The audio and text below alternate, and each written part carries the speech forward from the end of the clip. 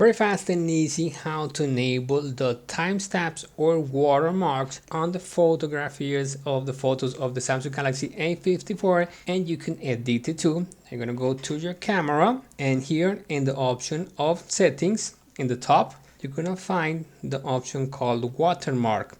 Now you're gonna go in the option, and here's a little example of how it's gonna be.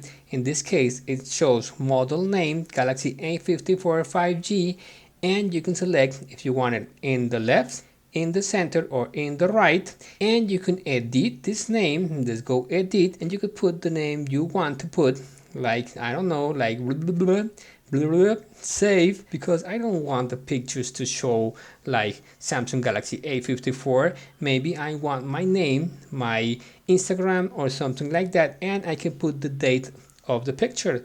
But the date I don't think is like important. Maybe your name, put your Instagram, your symbol, and your Instagram, and okay. Like the video, subscribe to the channel, like, and thank you. And you can change the front. That's very interesting. Like, bye.